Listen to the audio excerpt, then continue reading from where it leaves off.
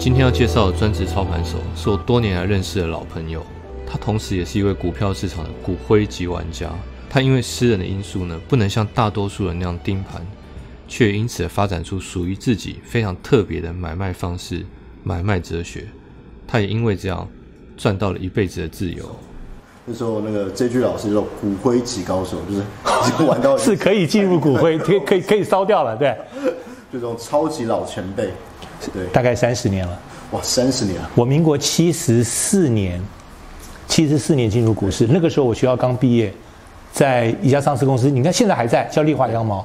民國74年，對，我家父退休，退休那個時候我們並沒有全民健保，那還沒有準備辦全民健保，我爸爸退了只有68萬，我是獨子，我要養2個老的，而且我還沒有結婚。所以我想說，我的薪水我絕對不可能活下去，我也沒辦法負擔這些東西。我就想了，那個時候因為自己學會計了，所以想了一條路，投資股市看看能不能撈點錢，讓我自己有點保障。我想我有什麼方法我可以賺到錢，可以解決我將來這些問題。所以你剛接觸股市，你是怎麼進行學習的？去買外面的書來看，那個大概就剛開始的前1-2年，我真的很用功。念了很多東西，所以你們現在講，只要以當初講的一些新的名詞我不知道，但以前講的那些技術分析，什麼趨勢啦，什麼道氏理論啦，什麼波浪理論，我通通看過。什麼移動平均線，那是你本來就是嘛，幹一行你必須先進去了解這個東西，你不了解你怎麼玩呢？你進來不是自己當炮灰嗎？那怎麼可能？這是不可以的。你一定要有基本的知識，你才能进入這個市場。這個市場是真槍實彈。那是在玩輸贏的，你的錢是辛辛苦苦賺來的錢，如果你沒有準備好，你進去丟給別人划不來。記得我那個時候，民國70幾年，我薪水1個月1萬多一點點，可是我一天因為融資，我做錯了，我一天虧了5萬，我完全不知道該怎麼辦，我根本連我老婆都不敢講，我現在敢講了，當初我都不敢講，因為太可怕了，等於我3-4個月薪水我白幹了。我基本上，我那個時候心情非常低落，那個壓力太大。一個翻頭下來的時候，你把你賺到錢，很快就全部都吐光了。這個要經驗，如果你沒有經歷這個東西，我不認為你在股票市場能夠把你賺到的錢留下來。後來我慢慢改變，我會發現我現在的做法輕鬆愉快。我記得我當初一個台北商專的一個老教授，穿了一雙普普通通的皮鞋，全是卡其衣服，一個白襯衫，拿了一個破包包，這樣手放着。記得我們那時候在說，這種金融股，民國70幾年，可能這個年輕人都不曉得，金融股漲得最兇。我們那個時候買股票，我買了以後，他們看到我們，他們就罵年輕人賣什麼賣，為什麼要賣，對不對？賺到飽。我們想說，你這個老頭懂個屁啊！對，我們看那麼多書，後來很多年以後，我才知道這個老教授。他當初就持有國泰人壽好幾百張，而他就是抱着不賣。後來他什麼時候賣，我並不知道。後來我才體會到這一點，他真的是一個大的那種大戶，你根本就不知道，你完全看不出來。我後來才知道，真的是有本事的人是在民間，而且你根本不知道。是民國70幾年，他就有上億的財產，你完全看不出來，普普通通就這樣一個人。太多人，股票市場最後能夠留下來、活下來、沒有走的，事實上我這一輩的，目前在股市裡面的，講得出名號的都不多。以前你們聽過4大天王嗎？雷伯龍這些什麼游淮銀，你們可能都沒有聽過，早就不見了。唯一剩下來只有一個叫榮安秋的，後來到了香港，他能夠活下來，其他人都走了。賺到了錢，你要能夠留下來，那個不被淘汰，那才是本事。剛開始賺了錢沒有什麼意思。我是說真話，有一次叫金華飯店的，金華飯店我大概從240，一直到它漲到800，回到600，我全走。那一次第一次，那個時候資金也增加了很多，就是這樣。那一次就是奠定以後心情比較穩定的基礎。對，除了奠定心情，因為你資金開始擴大，然後你的方法對了，你會複製方法。那即使你將來還是會有不對的地方，就是同樣的方法不代表你一定會這樣，但是基本上，那你有一套保護自己的機制，自己會訓練出來一套保護的机制。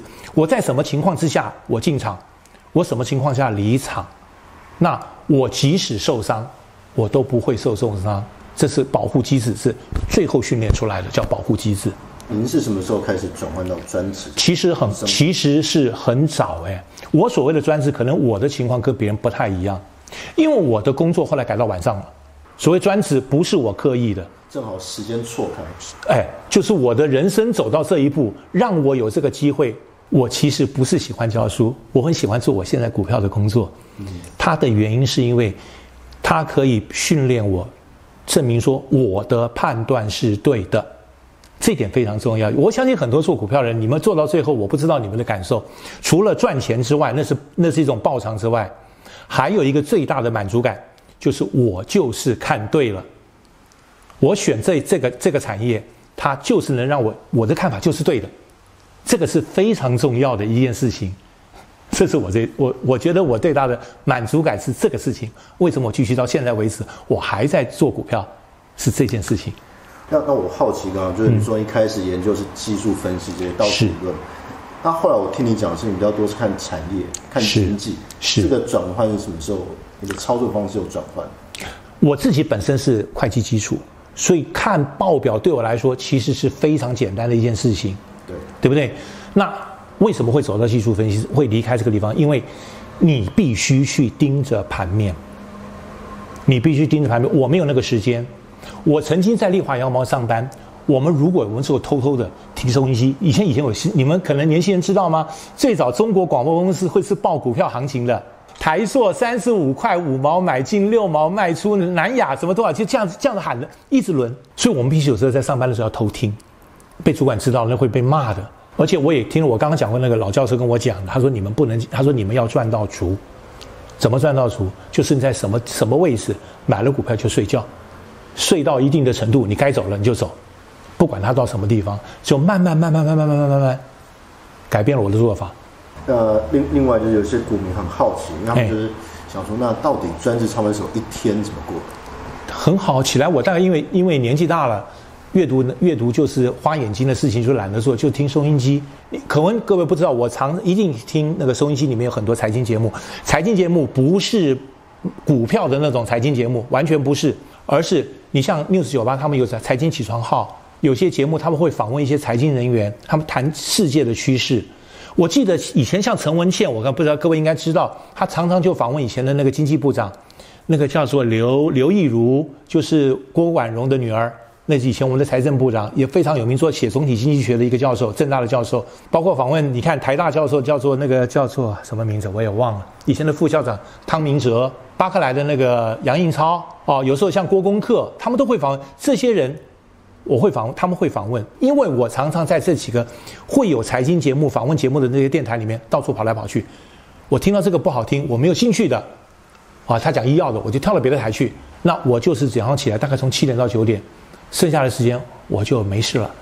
那台股9點開盤，我看看開盤價，關了，去運動、去爬山，跟着老婆出去開着車子去逛，隨便。晚上下午1點多看看收盤價。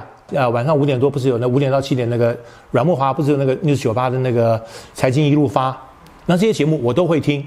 那也不是每一段我就聽，我聽到覺得有興趣的我聽，沒興趣的我就關掉了，我做我別的事情。晚上就看看愛看什麼看什麼，看自己的書啊，有時候看看電視啊。大概9點鐘美股開盤，像現在我是完全在美股上面是空手，我不管。但是以後一樣。如果美股開始打底了，我進場了，還是只是看看開盤，到時候收盤，一直要等到整個趨勢變化，我才會去比較辛苦的。有時候從開盤9點多搞到晚上1、2點，或者3點鐘起來，或者半夜起來好幾次。只有在整個趨勢做大改變的時候，我才會把的生活改變。Where's my cell phone? OK, here. 所以老師每天一早起來就是用這一台。對。這個不就是 HiNet 廣播站裡面的東西啊？其實我常聽的就這4台。對不起，我這個不是，這個我不聽，懂不懂？他這個現在講股票的，我通通不聽。這個講股票我都不聽，我聽的是那種財經節目，介紹景氣、介紹數據。國外的廣播我不聽，但是國外的網頁我會上。現在很方便嘛，現在如果你說英文你看不懂沒有關係嘛，按右鍵嘛，翻譯不就結了？對呀。對不對？你像那個什麼，那個叫 Financial Times 那個金融時報，或者彭博的 Bloomberg， 你都可以上嘛。華爾街日報，對不對？你都可以上嘛，你上了去看嘛。